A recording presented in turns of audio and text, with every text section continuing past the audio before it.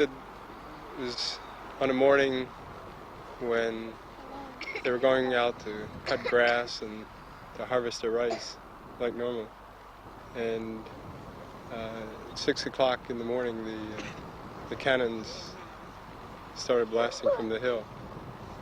And then the troops came in, rounded up the people in this area, right down along this stretch, and shot them.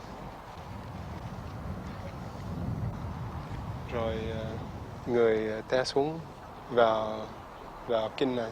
Dạ, họ bán xuống cây này. Rồi trên đây cũng có, dưới cây cũng có.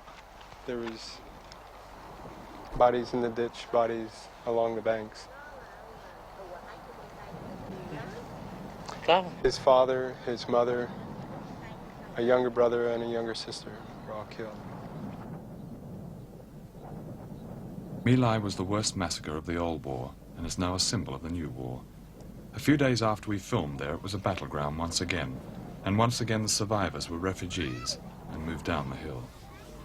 When American officials, those officials who are still in Vietnam and still doing so much to run the war for Saigon, come to a place like this, how do they get the optimism that still tells them that there is a chance still for a successful American involvement in Vietnam?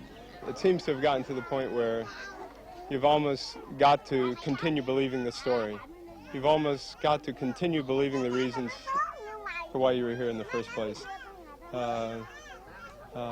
If after so much investment and so many American lives lost, we discover it was not really to help the Vietnamese people at all, but the total effect of it has been to devastate the landscape of Vietnam and to have a scene like we just visited by the ditch at My Lai. If you have to come face to face with that reality, it's almost too much.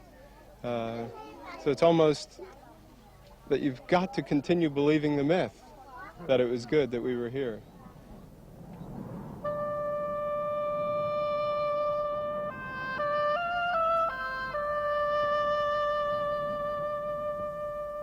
There is a waiting list for burials at this military cemetery near Saigon. And these are the new graves of young Vietnamese soldiers killed in 1 week while we were there.